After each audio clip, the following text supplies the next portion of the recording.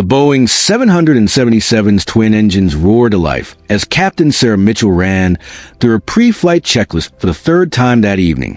Flight 2847 from Chicago O'Hare to Los Angeles International was carrying 180 passengers and 12 crew members on what should have been a routine Tuesday evening flight across the continental United States.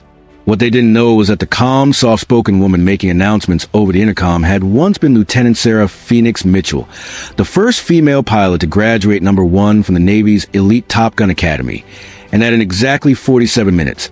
She would need every second of that training to save their lives in the most dramatic fashion imaginable. Welcome to Those Who Left a Trace, where we uncover the extraordinary stories of ordinary people who changed the world without anyone knowing. Before we dive into this incredible story of hidden identity, split-second decisions, and the moment when 4 F-22 Raptor pilots recognize a legend in the cockpit, tell me in the comments, from which city in the world are you watching this video today?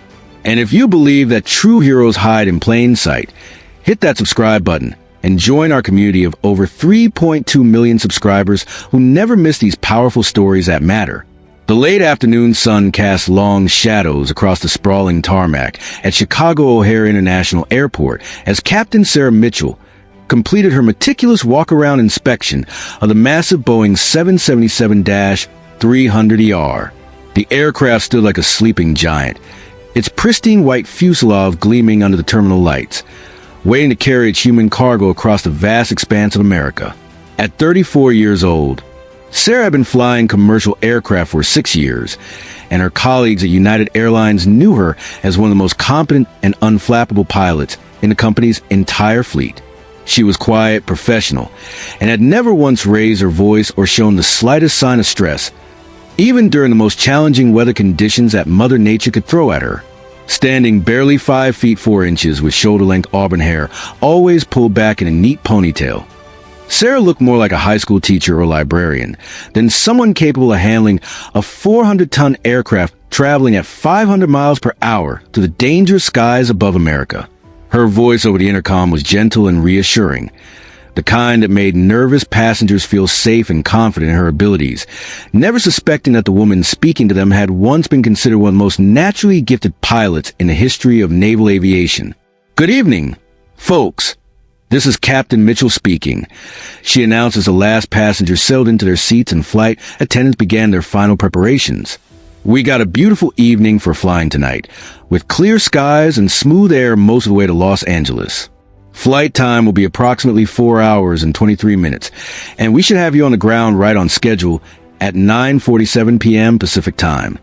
What the passengers didn't know, what they could never have imagined, was that Sarah's calm demeanor had been forged in the white-hot crucible of naval aviation, where she had spent 8 years flying F/A 18 Super Hornets off aircraft carriers in some of the most dangerous airspace in the world.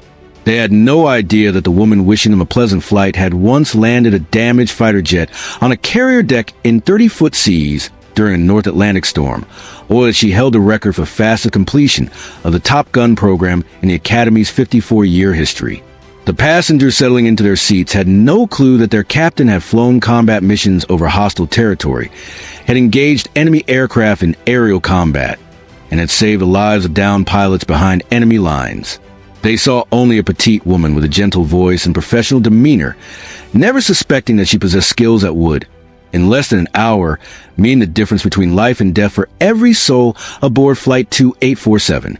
First Officer Mike Chun, a 28-year-old pilot with 4 years of commercial experience and dreams of one day becoming a captain himself, had been flying with Sarah for the past 8 months. He respected her immensely, had learned more from her than from any other pilot he'd ever flown with, but had often wondered about her background and the source of her seemingly supernatural calm under pressure. Unlike most pilots, who love to share war stories about their training, their close calls, and their most challenging flights, Sarah rarely talked about her past. When asked about her previous experience, she would simply say she had flown for the military and deftly change the subject. "Captain, we're clear for takeoff on runway 28R," Chun reported as they completed their taxi toward the departure runway, the massive aircraft moving through the maze of taxiways like a whale navigating through shallow waters. "Copy that, Mike. "Let's get these folks to LA and maybe beat the headwinds," Sarah replied, her hands moving smoothly across the complex array of controls with the precision of someone who had performed these actions thousands of times, each movement economical and purposeful. As the massive aircraft lifted off into the evening sky, climbing through scattered clouds that dotted the horizon like cotton balls, none of the 180 passengers could have imagined that they were in the hands of someone who had once been considered the most naturally gifted pilot in the entire U.S. Navy. Sarah had left the military 6 years earlier, not due to any lack of ability or desire to serve her country, but because of a classified incident during her final deployment that had fundamentally changed her perspective on flying and her place in the world of military aviation. The incident, which remained classified at the highest levels, had occurred during a training exercise that had gone catastrophically wrong. Sarah had been forced to make a split-second decision that had saved the lives of 2 other pilots, but had resulted in the loss of a $70 million aircraft. The Navy had cleared her of any wrongdoing, had even recommended her for a commendation, but Sarah had decided that she'd had enough of the constant life-or-death decisions, the political pressures, and the weight of command that came with being one of the Navy's most elite pilots. The climb to cruising altitude was smooth and routine, the kind of flight that passengers take for granted, but that requires constant vigilance and expertise from the flight crew.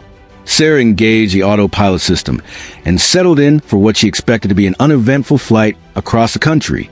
She had flown this route hundreds of times, knew every waypoint, every potential weather hazard, every air traffic control facility along the way. The weather reports showed clear skies and light winds all the way to California, and the aircraft systems were performing flawlessly. But at 7:42 p.m. Central Time, as Flight 2847 cruised smoothly at 37,000 feet above the darkening landscape of the American Midwest, everything changed in an instant. United 2847, this is Chicago Center, came the crackling voice of the air traffic controller through their headsets.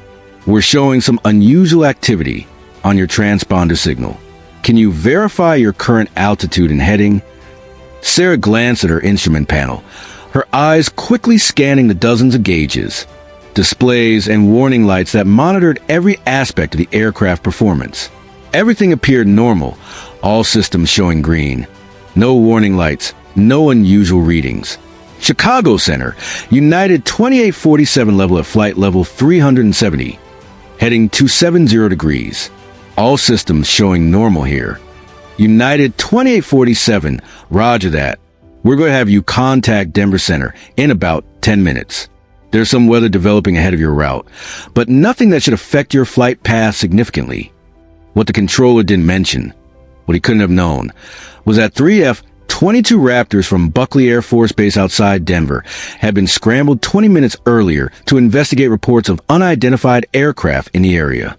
The radar operators had detected what appeared to be unusual flight patterns, possibly indicating aircraft that were not squawking the proper transponder codes. The F-22 pilots had no idea they were about to encounter a legend from their own military aviation community. 37 minutes later, as Flight 2847 crossed into Colorado airspace and began its gradual descent toward the Rocky Mountains, Sarah noticed something that made her blood run cold and her pulse quicken for the first time in years. The number 2 engine's temperature gauge was climbing rapidly, the needle moving steadily into the red zone, and the vibration readings were spiking to dangerously high levels that indicated catastrophic mechanical failure. "Mike, look at number 2, she said quietly, her voice betraying none of the alarm that was beginning to build in her chest as she pointed to the engine display screen. Chen's eyes widened as he saw the rapidly changing readings, his face paling as he realized what was happening. "Jesus Christ, Captain. Those temps are way too high. And look at those vibration readings. We need to shut it down immediately." But before Sarah could respond, before she could even begin to process the emergency procedures that were flooding back into her mind, the situation became infinitely worse. A loud, thunderous bang echoed to the aircraft, followed by violent shaking that could be felt throughout the entire fuselage. Passengers in the cabin began to look around nervously, some gripping their armrests, others reaching for their seatbelts. The engine fire warning light illuminated on the control panel, bathing the cockpit in an ominous red glow, and multiple alarms began sounding simultaneously. Engine failure. Number 2. Sarah announced with the same calm that had once guided her through combat missions over hostile territory. Engine fire checklist, Mike. Let's get this under control. As Chim began running to the complex emergency procedures, his hands moving quickly across the control panels, Sarah's mind was already calculating their options with the precision of a computer. They were 150 miles from Denver, flying at 37,000 feet, with 180 passengers and crew, and now they had only one functioning engine. The aircraft was still flyable, but their situation was becoming increasingly precarious with each passing second. United 2847, this is Denver Center, came the urgent voice of the air traffic controller. We show you squawking 7700 emergency code. What's the nature of your emergency? Denver Center, United 2847 declaring a full emergency, Sarah responded, her voice steady and professional despite the chaos erupting around her. We've experienced catastrophic engine failure and fire on engine number 2. Engine is now shut down and fire has been extinguished, but we're going to need priority routing to Denver International Airport and full emergency equipment standing by. United 2847, roger your emergency. You're clear direct to Denver International. Descend and maintain flight level 250. Emergency equipment is being positioned and will be standing by. What happened next will be talked about in aviation circles for years to come, analyzed in flight schools, and studied by pilots around the world. Instead of following the standard single-engine approach procedures that she had been trained to use in commercial aviation, Sarah did something that stunned everyone who witnessed it. She began to fly the massive Boeing 777 like it was a fighter jet, using techniques that had been developed for military aircraft but had never been attempted with a commercial airliner.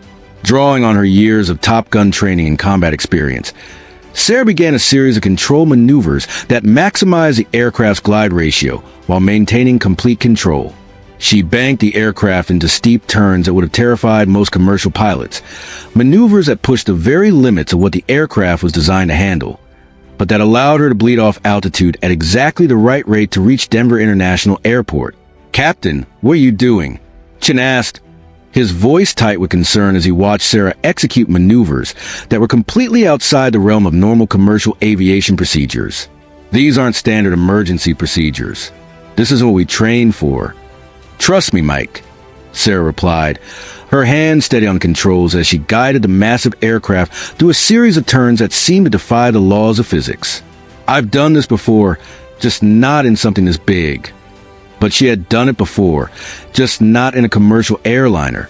The last time Sarah had performed maneuvers like these was during her final mission as a naval aviator, when her F/A-18 Super Hornet had been severely damaged by enemy fire over the Persian Gulf.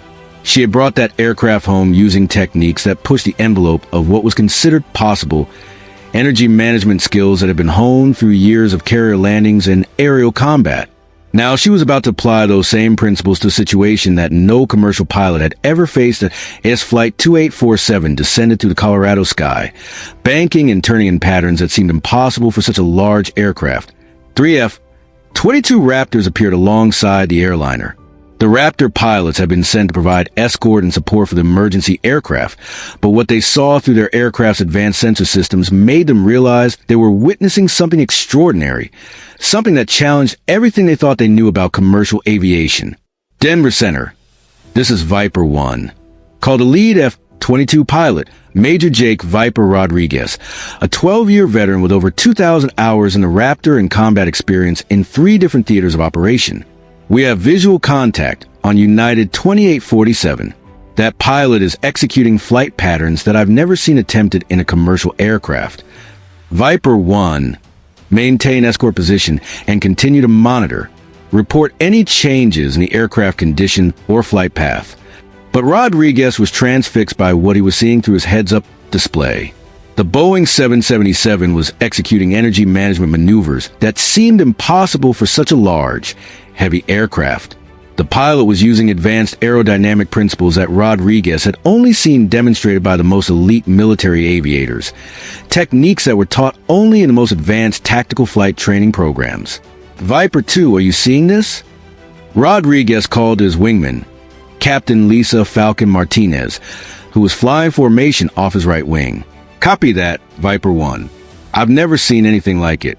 Whoever's flying that bird knows exactly what they're doing, and they're doing things that shouldn't be possible in a commercial aircraft.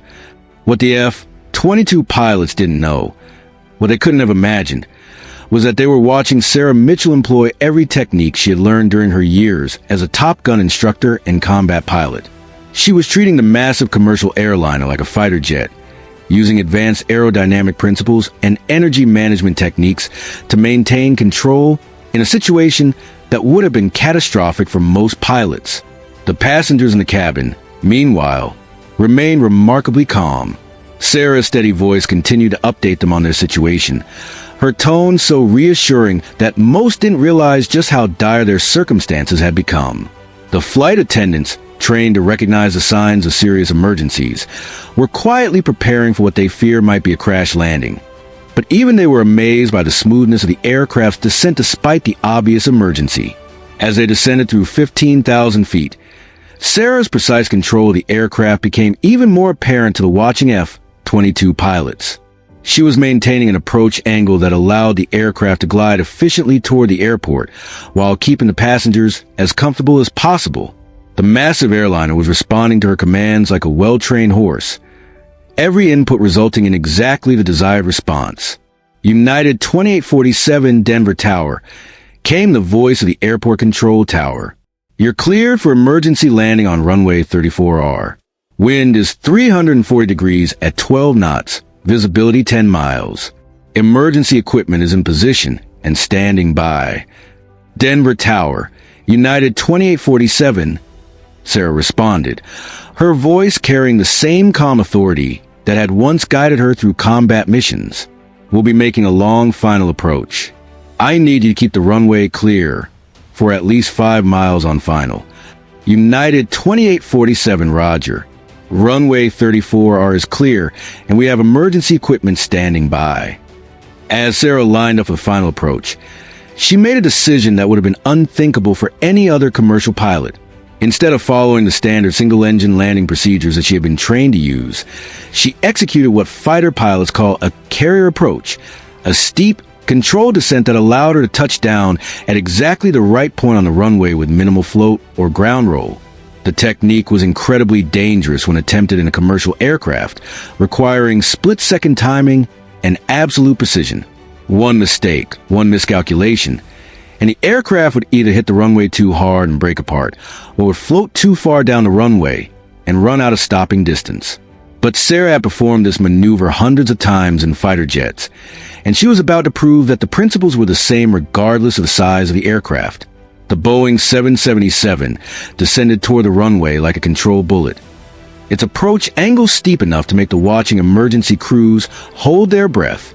Sarah's hands moved across the controls with the precision of a surgeon, making minute adjustments to maintain the perfect glide path. The aircraft's single remaining engine provided just enough power to keep them airborne, while Sarah's extra control inputs kept them lined up perfectly with the runway centerline. At the last possible moment, Sarah executed a perfect flare, raising the aircraft's nose just enough to bleed off the excess airspeed and allow the main landing gear to touch down with barely a bump. The massive aircraft settled onto the runway with the grace of a feather, and Sarah immediately deployed the thrust reversers and applied the brakes with the precision of someone who had landed on aircraft carrier decks in much more challenging conditions. The Boeing 777 rolled to a stop less than 3,000 feet from the runway threshold, well within the normal landing distance despite having only one functioning engine.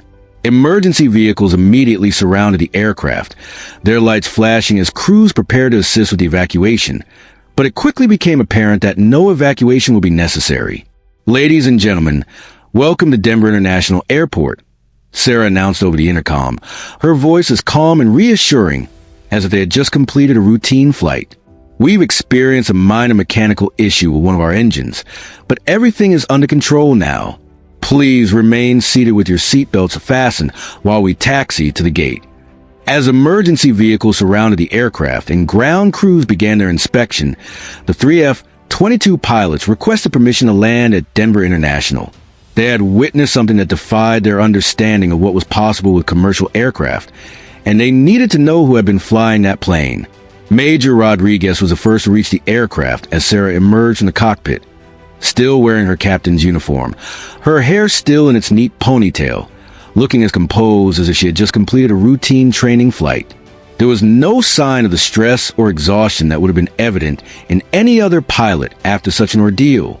"Captain, I'm Major Rodriguez, 120th Fighter Squadron out of Buckley," he said, extending his hand with obvious respect. "I've been flying F-22s for 12 years, and I've never seen anyone handle an aircraft like that. What's your background?" Sarah looked at him for a long moment, and Rodriguez could see something in her eyes that he recognized immediately. It was the calm confidence of someone who had flown in combat, who had faced death in the cockpit and emerged victorious. It was the look of a warrior who had proven herself in the most demanding circumstances imaginable. "I used to fly for the Navy," she said simply, her voice carrying the same understated authority that had guided her through the emergency. "Ma'am, with all due respect, that wasn't just Navy flying. That was something else entirely. Those were techniques I've only seen from the most elite pilots in the world." Sarah's expression softened slightly, and for the first time, Rodriguez saw a hint of pride she had once taken in her military service. "I was an instructor at the Navy Strike Fighter Tactics instructor program for 3 years. Call sign Phoenix." The effect of those words on Rodriguez was immediate and dramatic. His eyes widened, and he unconsciously straightened to attention. "Phoenix? You're Lieutenant Sarah Mitchell, the pilot who graduated #1 from Top Gun." "That was a long time ago, Major." "Ma'am, you're a legend in the aviation community. Every pilot who's gone through advanced tactical training in the last 10 years has studied your techniques. You revolutionized high-altitude energy management theory, and your combat record is still classified at levels that most of us will never see." By now, the other two F-22 pilots had joined the conversation, and when they heard Sarah's call sign, their reactions were equally dramatic. These were some of the most elite pilots in the world, flying the most advanced fighter aircraft ever built, and they were meeting someone who had achieved legendary status in their community. "Captain Mitchell," said Captain Lisa Falcon Martinez, the pilot of Viper 2, "I wrote my master's thesis on your approach patterns at the Naval War College. You saved 180 lives tonight using techniques that most pilots didn't even know existed." Sarah looked around at the 3 F-22 pilots, all of whom were regarding her with the kind respect usually reserved for war heroes and aviation pioneers. She had spent 6 years flying commercial aircraft, content to remain anonymous and let her military achievements fade into the background. But tonight, her past had caught up with her in the most dramatic way possible. "I just did my job," she said quietly, the same response she had given a similar praise years earlier when she had been one of the Navy's rising stars. "No, ma'am," Rodriguez replied, his voice carrying the respect of one professional warrior acknowledging another. "You did something that maybe 5 pilots in the world could have done. You took a catastrophic emergency and turned it into a textbook example of how to handle the impossible."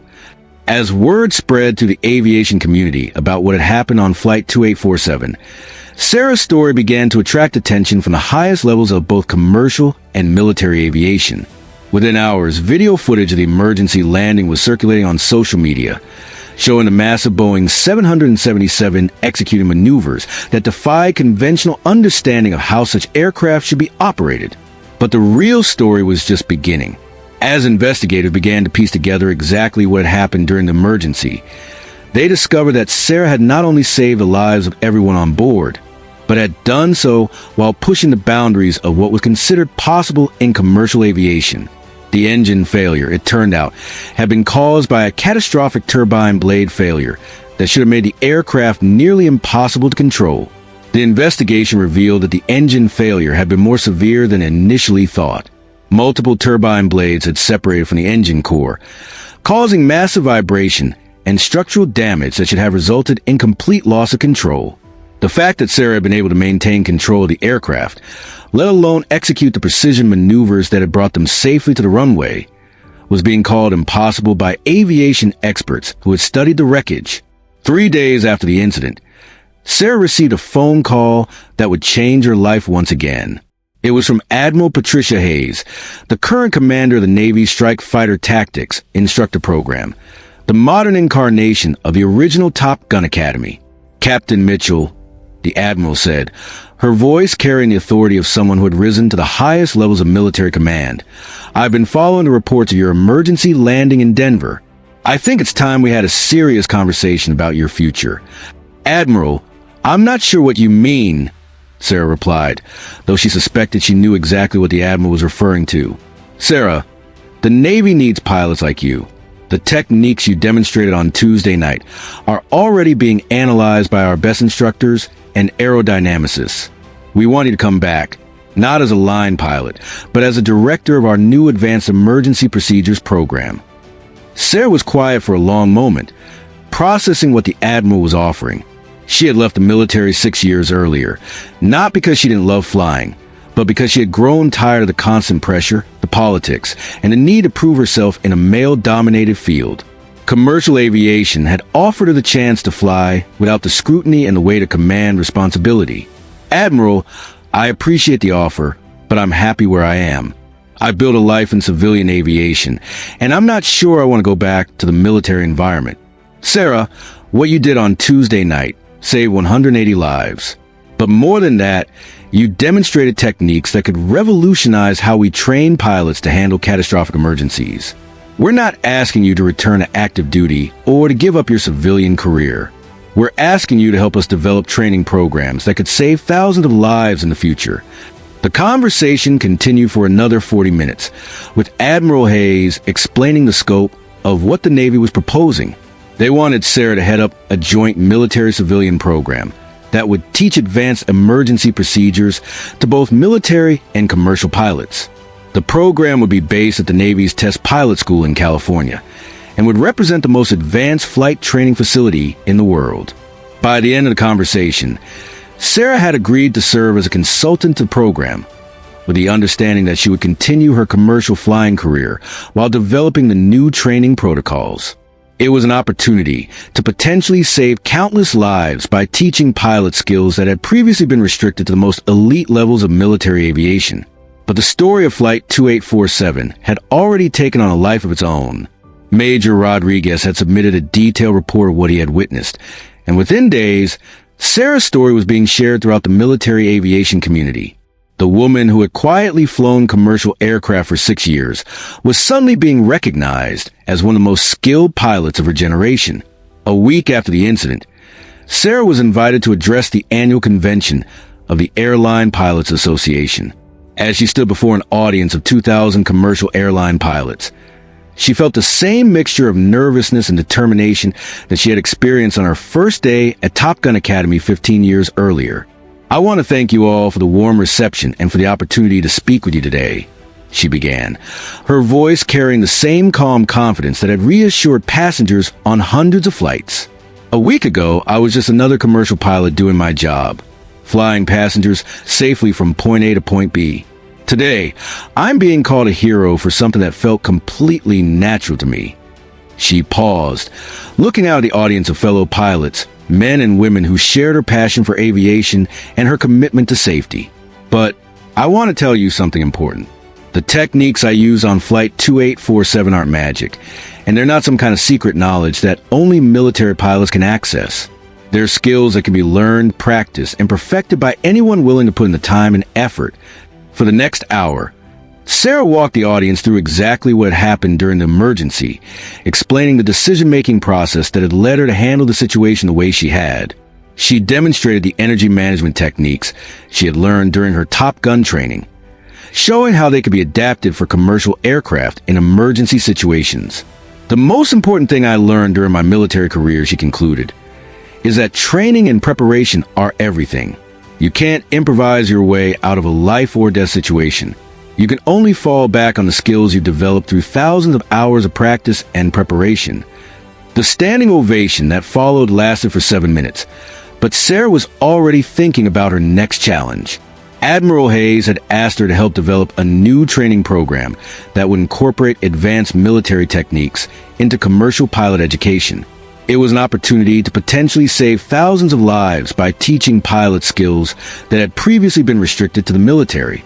6 months later, Sarah stood in front of her first class of commercial pilots at the newly established Advanced Emergency Procedures Training Center in Ent. In Nevada, the program, jointly funded by the FAA and the Department of Defense, was designed to teach civilian pilots the kind of advanced techniques that had saved Flight 2847. "Welcome to what we're calling Top Gun for commercial aviation," she told the 30 pilots who had been selected for the inaugural program. "Over the next 8 weeks, you're going to learn techniques that could save your lives and the lives of your passengers. Some of these techniques have never been taught outside of military aviation, and all of them require absolute precision and discipline." The training program was unlike anything that had ever been attempted in civilian aviation.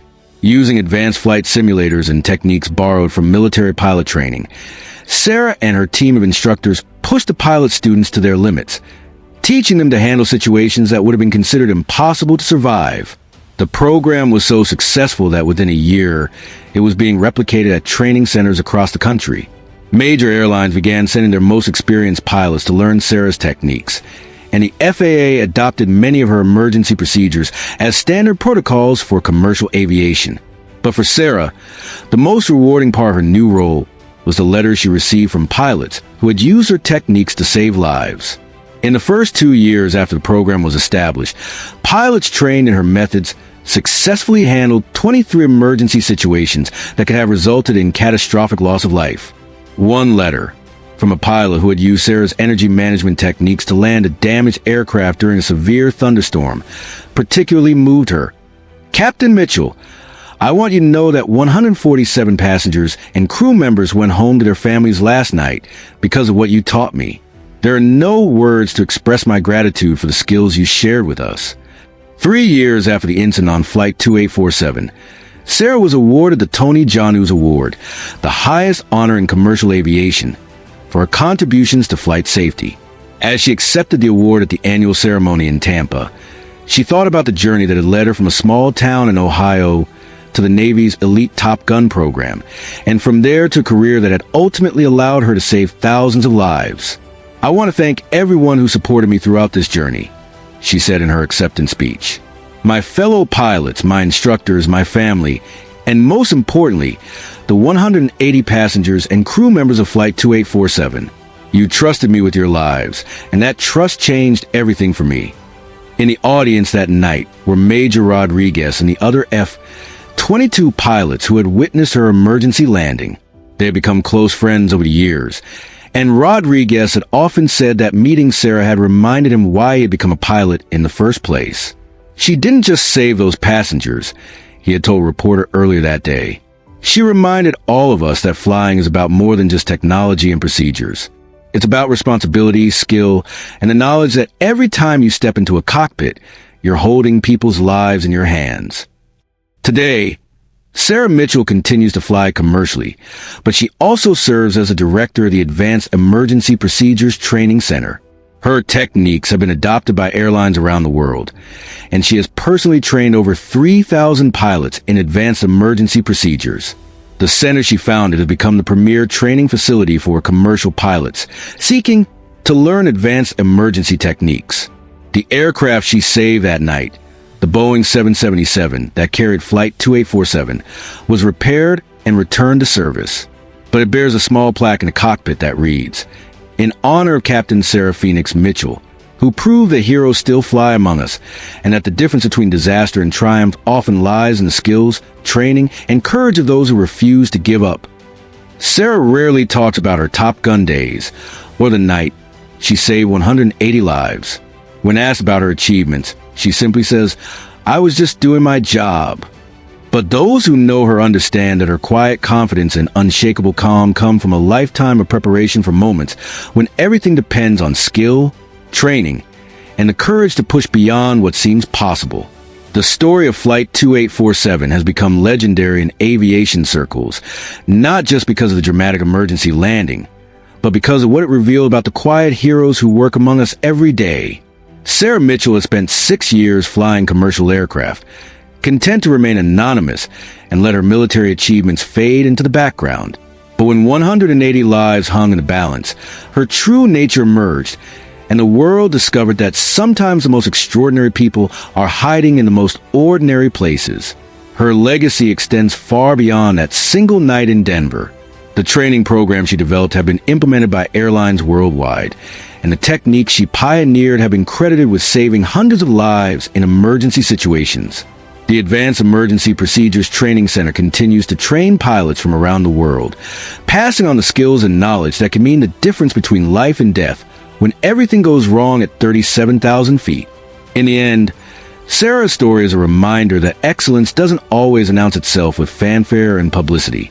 Sometimes it sits quietly in the cockpit, making routine announcements over the intercom, waiting for the moment when years of training and preparation will mean the difference between life and death.